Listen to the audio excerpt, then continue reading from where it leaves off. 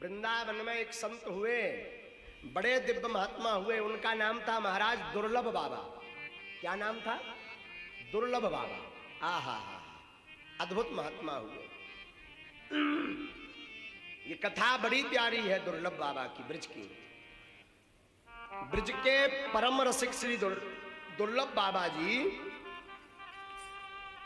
गोविंद देव कुंड में रहते हैं।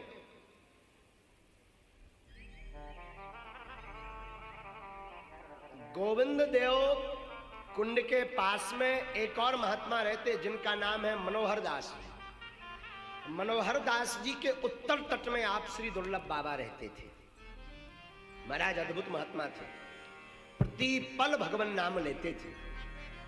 उनके मुख से गोविंद नाम, ठाकुर का नाम, ठाकुर की भक्ति नहीं छूटती। हाथ में माला लेकर के निरंतर जप करते रहते थे और माला लिए लिए झोपड़ी से ही टिके टिके सो जाते थे। कभी प्रभु की याद आवे तो रोने लगे, 4-4 दिन तक भोजन ना करें। सत्य घटना सुना रहा हूं आपको, ये वृंदावन के रसिक हुए, ध्यान से सुनना। कभी प्रभु की याद आवे तो रोने लगे, कभी भगवान की मधुर याद आवे तो हंसने लगे। 4-4 दिन तक भोजन नहीं करते। मधुकरी जीवन जीते। मधुकरी का मतलब है मांग करके पाना।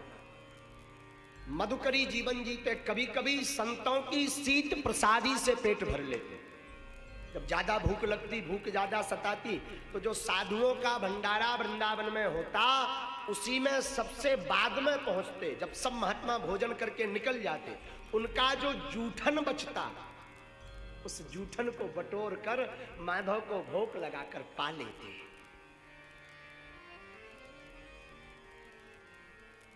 एक बार एक घटना घटी दुर्लभ बाबा के साथ। महाराज दुर्लभ बाबा माला लेकर के अपनी झोपड़ी के बाहर बैठे बैठे जप कर रहे थे। भीषण गर्मी थी, तपती दोपहरी थी, होंठ बार बार सूख रहे थे। उसी समय यम का दूत, काल दूत इनको लेने आया। काले काले जम के दूत आए। ध्यान से सुनना, बड़ी प्यारी कथा है महाराज। लेने काले काले जम के दूत आए तो बाबा ने पूछा कौन? उसने जवाब दिया, महाराज मैं यमराज का दूत हूं। भाई हमारे यहां क्यों आए, क्या स्वागत करें? वृंदावन के साधु। महाराज स्वागत करवाने के लिए नहीं हम आए, हम तुम्हारी टिकट काटने के लिए आए, ले जाने के लिए। दुर्लभ बाबा ने कहा भाई भजन हमें कहीं करना है, यहां करना, वहां ले चलो। घटे रामदास को बड़े रामदास को। तो सुनना महाराज, काला काला यम का दूत हाथ जोड़ करके खड़ा इनके सामने।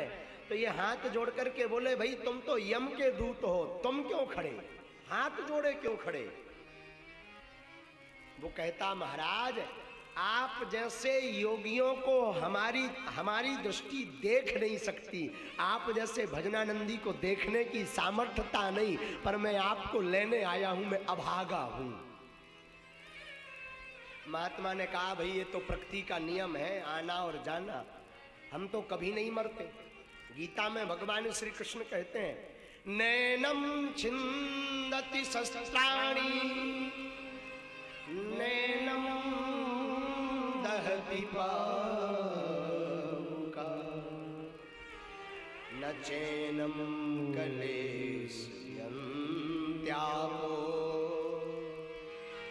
न सोख्यति मारुता। आत्मा को न कोई जला सकता, न कोई काट सकता, न कोई मार सकता। तो दुर्लभ बाबा बोले भाई हमें तो मरना नहीं, मरना तो शरीर को है। माया मरी न मन मरा, मर मर जाए शरीर।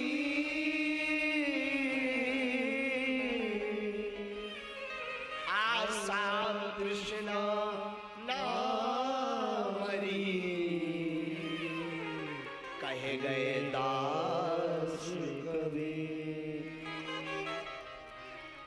मरना तो शरीर है। दुर्लभ बाबा कहते भाई हमें तो कोई टेंशन नहीं, ले चलो। शब्द बड़ा जवाब सुंदर दिया। उस यम के दूत ने जवाब दिया, महाराज हम ले तो जाएं आपको, पर हमारी दम नहीं पड़ रही। बोले क्यों? बोले हम तभी ले जा पाएंगे जब आप अपने हाथ से माला और मुख से गोविंद नाम जप करना त्याग दोगे। आहा, दुर्लभ बाबा ने बड़ा सुंदर जवाब दिया। बोले कुछ देर में जा रहे हो तो अभी चले जाएं, पर इन हाथ से ना तो माला छूटेगी ना माधव का मुख से नाम छूटेगा।